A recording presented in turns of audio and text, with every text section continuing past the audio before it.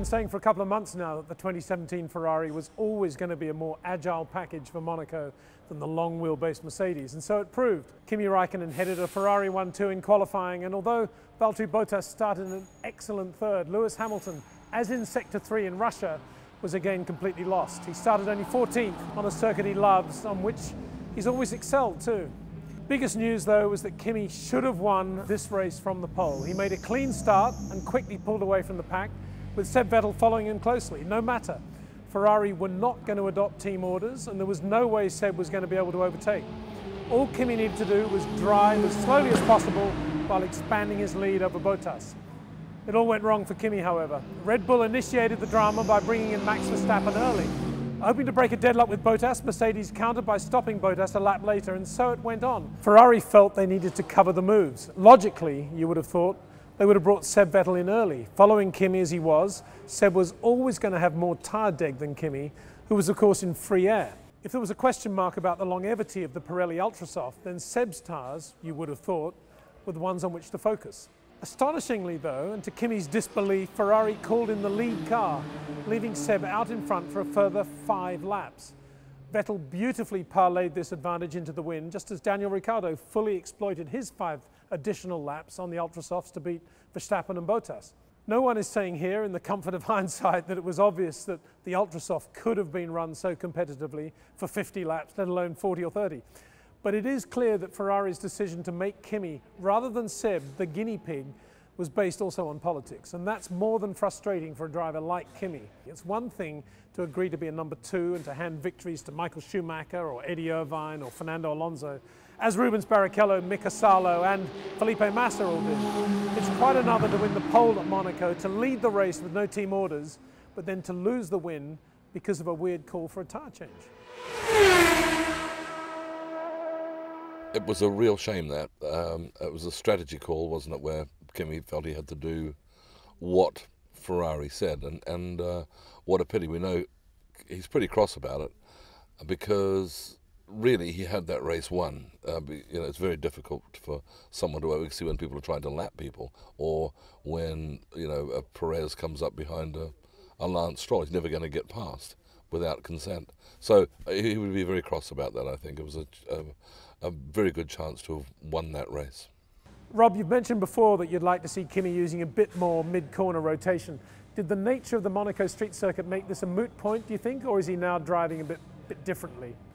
It's a different sort of circuit. What we're looking for there is so that if he gets a bit more rotation, then he gets a little bit of load out of the car for what's coming next on those longer corners, and therefore you reduce the tyre degradation at the front, which would be say a Barcelona situation.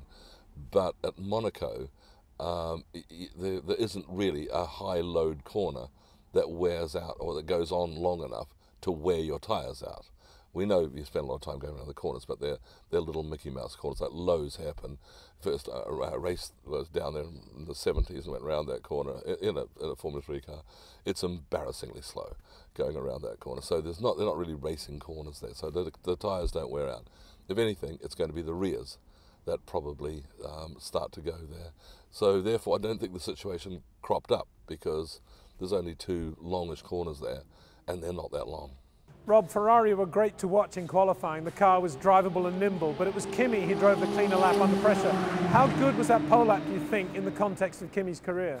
Yes, he was a little taily coming out of Saint-Devat, but yes, it was a lovely lap, and really it was Sebastian's mistakes, I think, that cost him that. He did have a slight lock-up going into, is it Mirabeau there, and then of course knew he lost a bit of time, was slightly out of sync with his brain for what it was Lowe's hairpin, and tried to make that time up there, and then of course you always pay twice.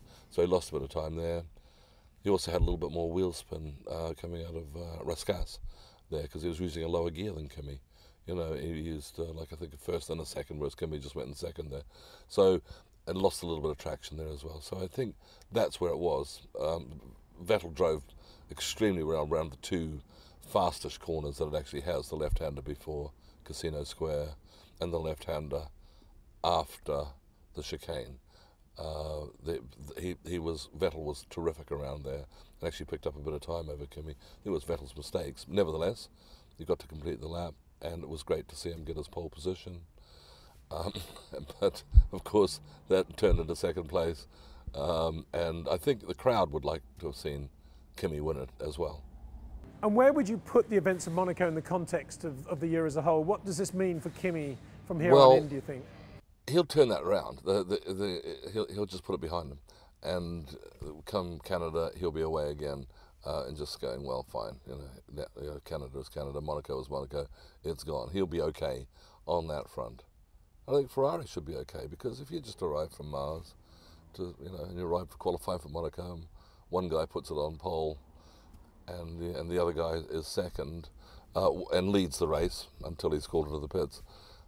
There's no reason not to select him for next year. Which is an important point from Kimi's point of view, 2018, and of course staying where he is at Ferrari. And also he did what the team said. There won't be that many drivers who are capable of winning the race, who've got pole, will leading the race, and will obediently make a pit stop. So I would have thought that he's in a good place, and I think Ferrari are in a good place with him. Some quick reactions from you about incidents, starting with Sergio Perez T-boning Daniel Kvyat. Oh yes, that was such a shame. That was never on, and a bit of an odd one from Perez to try and pull that off there. Pity about Danny having his race taken out there. I mean, we know Danny, and as well as we do Perez. So it was a shame, because Perez was on for points, and then ended up with nothing. So it was a kamikaze effort that shouldn't have happened, and the same as Jenson Button with going into Verline, going onto the waterfront there. That was, what do you think, he's not going to turn right or something? Lewis Hamilton, in my view, and I said this before the race, should have just run the Ultrasofts forever, right through to the penultimate lap or to a late race safety car, whichever came first. Strangely, I thought Mercedes decided to bring him in on lap 46, while Sauber was still showing that the Ultrasoft was good for 10 laps more. As it happened, Lewis could have stopped in sync with the safety car and/or not risked his track position with the longer run. That aside, there's no doubt that Lewis recovered extremely well from his lowly qualifying position. Rob, what do you think was happening or not happening with Lewis on Saturday? Just not settled, a little bit taily, that will happen. Find the car a little bit tail happy. I think it was the main thing. It looked like it anyway, and so therefore, it wasn't fast. It's a long wheelbase car, so it wasn't the fastest car to have for Monaco, but Valtteri showed that you could certainly deliver the result. And I think in the race, there was a period where Lewis was lapping in the 1:15s out there, and at one point he was the fastest car on the track. At some point, 2/3 of the way through the race, 3/4 of the way through the race, and I think he was really sensible, did all the things that Perez and Button should have done, but didn't, and kept out of trouble. And when the track was clear, he sped up and got a feel for it and pulled on that natural talent that he's got, and made sort of something out of nothing.